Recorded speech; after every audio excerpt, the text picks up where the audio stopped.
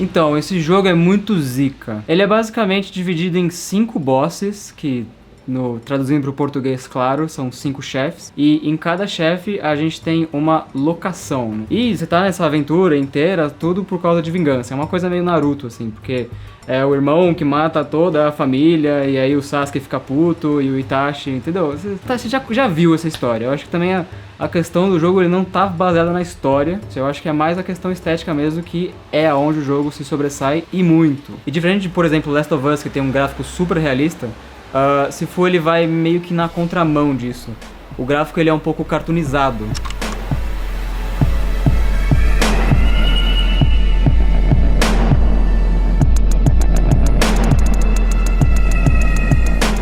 Então, pra gente falar de cada chefe que você tem que enfrentar nesse jogo, eu acho que eu não posso deixar de mencionar as locações em que esses chefes se encontram. Porque assim como os próprios chefes, eles trazem uma história consigo, cada um representa uma parte do que é essa união deles todos. Ao mesmo tempo, o lugar que eles estão também meio que vira um personagem. Então você consegue ver que, por exemplo, no primeiro boss, o Fajar, a gente tem uma predominância de cores verdes. É tudo meio verde, meio umas cores análogas, assim, tipo, tem um pouquinho de amarelo ali, um pouquinho de um verde mais escuro, um verde mais claro. E eu acho que isso faz todo sentido com a proposta do personagem, né? Que ele, no caso, é o botânico. E o botânico, ele cuida das plantas, e aí você tem a história toda que, na verdade, ele é um produtor de drogas, né? Tem até umas partes no jogo que você tem pilha de dinheiro, assim, sabe? A galera confeccionando droga. Como é que a gente chama isso no Brasil? É uma boca.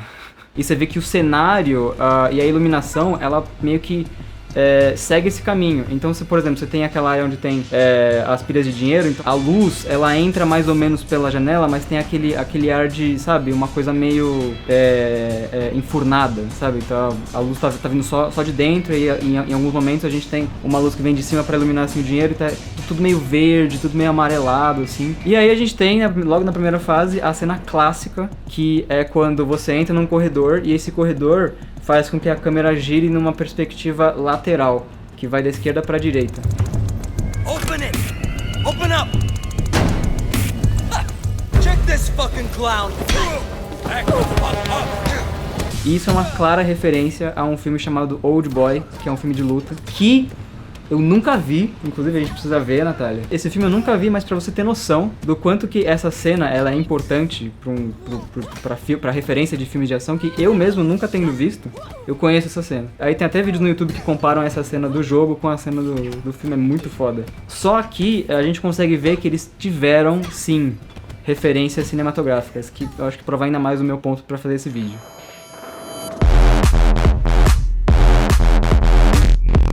O segundo boss, ele se passa numa baladinha, chamada The Club, e o chefe é o Sean, que eles denominam como o lutador. E esse clube, ele nada mais é do que uma fachada pra galera se bater, e existe uma arena escondida pra galera se bater e a galera fica postando. Então é meio que uma rinha de galo de pessoas, só que, né, numa balada, é tipo isso. E não só é uma arena pra isso, mas como também essa fase toda, ela é um teste pra você ver quem é o melhor lutador. Então você vai passando por fases, por trials que eles falam, pra chegar no boss, que é o Sean. E esse é o único boss que tem nome americano, tá ligado? Luta, quente, caos, a gente traz muito a questão do fogo, né, que eu acho que é o elemento que ele representa.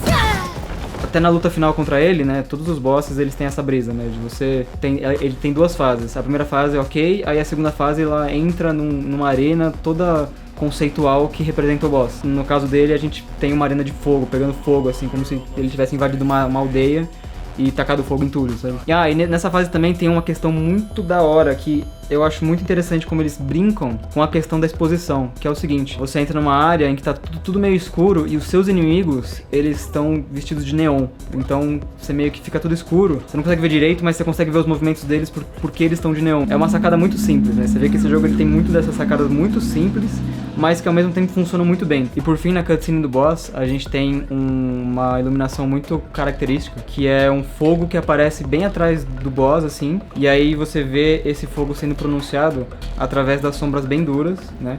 E bem iluminadas mesmo, só que você claramente percebe que a fonte de luz, ela tá num ponto só, né? É uma coisa pra realmente dar um contraste. Isso meio que traz todo um ar de mistério pro boss, né? Um ar de que, cara, você provavelmente vai apanhar agora, sabe? É uma coisa meio medonha até.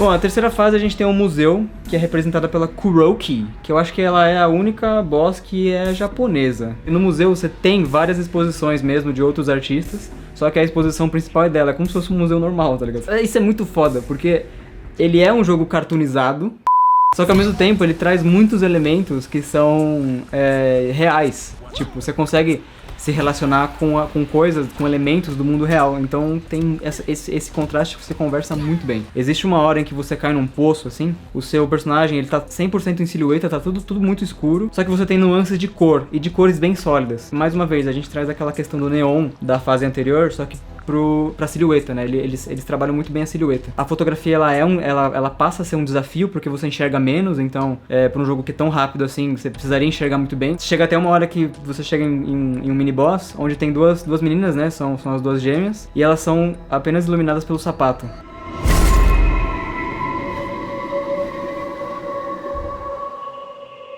Assim, a gente tá numa exposição de museu, então você tem uma parte que é uma exposição interativa, e aí você tem um áudio, é como se fosse um áudio, assim, um audiobook, assim, começa a falar com você, só que começa a explicar a obra, e aí você tá batendo nos caras numa luz muito forte, só do topo, assim.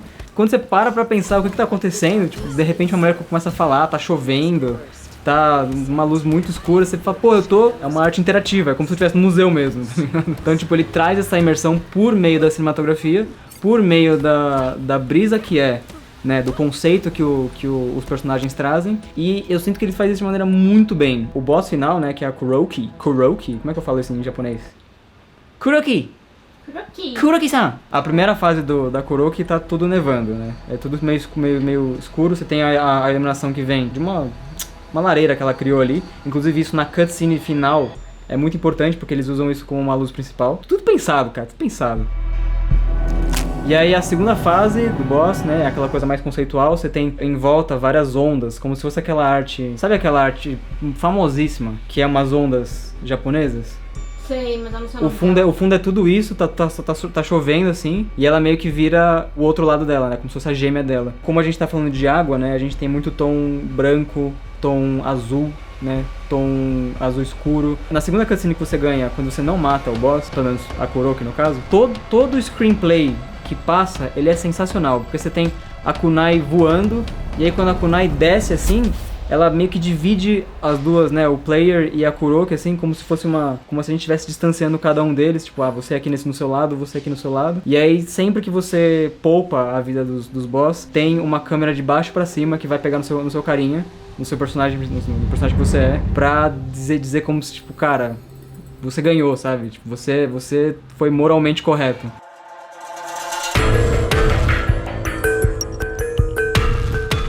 Daí a gente tem o quarto boss, que é a Jin Feng. A fase dela é a empresa dela, né, que é a torre, então é tipo um prédio comercial. Parece que você tá realmente num prédio comercial, então você tem vários andares, umas áreas de limpeza, sabe? Tipo, umas áreas onde você pode pegar uma vassoura pra bater em alguém.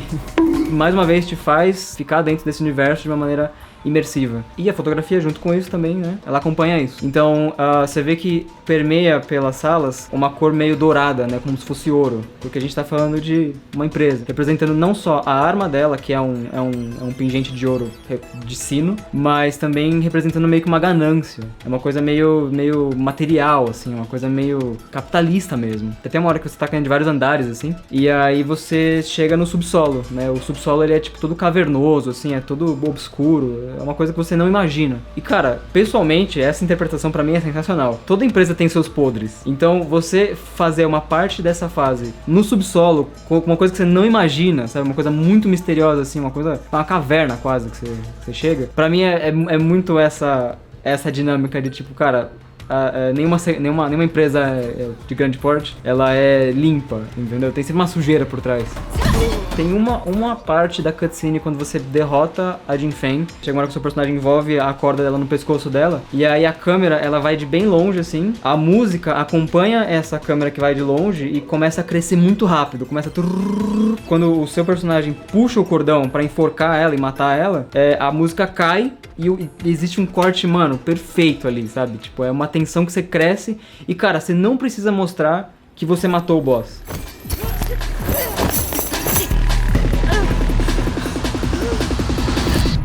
contar a história, né, dentro do audiovisual, é você tanto mostrar as coisas quanto você não mostrar. E deixar na cabeça de quem tá assistindo o imaginário. Você tem esse corte pro preto justamente na hora que ela mata e, tipo, você não precisa mais ver. Você já entendeu o que aconteceu. Eles usam tudo que você geralmente usa numa obra audiovisual dentro do jogo, a favor do jogo. Existe referência dentro de videogame, tá ligado? Bom, e aí a gente tem o último boss, né, que é o Itachi, no caso, é o seu irmão que matou a sua família inteira. Você vê que a fase dele é um templo, né, porque na história ele tem um templo que meio que cura as pessoas. Ninguém sabe muito bem como que é essa cura que ele faz. É uma coisa meio charlatanismo, assim, sabe? Parece que ele engana as pessoas, só que ao mesmo tempo ele veio de uma linhagem que possui uns amuletos que te renascem. Como a gente participa dessa família, a gente entende isso. Só que para um público de fora, não entende essa cura, ele meio que faz milagres, né? Como se ele fosse um Jesus Cristo da vida. A fase que a gente tá agora é um templo. Então é tudo muito branco, é tudo muito pacífico, você tem uma vegetação ao redor, você tem tipo uma natureza ao redor. É meio que um spa misturado com um hospital. É tudo meio branco creme, assim, sabe? É uma cor muito presente, muito sem sombra, é muito exposta. Tem muita exposição justamente pra você ter essa sensação de que, putz, parece que eu cheguei no paraíso, sabe? Eu tô na última fase, parece que eu cheguei no paraíso. Só que aí você se depara com o boss final e, pelo amor de Deus, que cara difícil, tá ligado? É um inferno na Terra. Mais uma vez, você tem esse contraste de, pô, olha que apresentação linda, né? Olha que apresentação calma. Só que aí quando você chega no boss, você quer morrer, você quer se matar. A cutscene final, ela tem uma similaridade muito grande à cutscene inicial, que é quando ele mata os seus pais e aí você meio que mata ele, entendeu? Muitos filmes fazem isso, mas um jogo que faz isso muito bem, Last of Us 2, você tem dois paralelos muito parecidos, no Last of Us menos, mas aqui a cutscene ela é idêntica, só que acontecendo em um outro tempo e com outros personagens. Se rolar uma promoção na Epic, por favor peguem, eu acho que é uma baita de uma referência. Não é a primeira coisa que a gente pensa quando a gente pensa em um jogo, principalmente um jogo que tem uma produtora muito pequena, produtora indie, né, não é um super jogo, um super estúdio que fez esse jogo. Apesar do preço na PSN tá muito salgado, eu nunca entendi esse preço, eu quero que todo mundo da PSN se f***.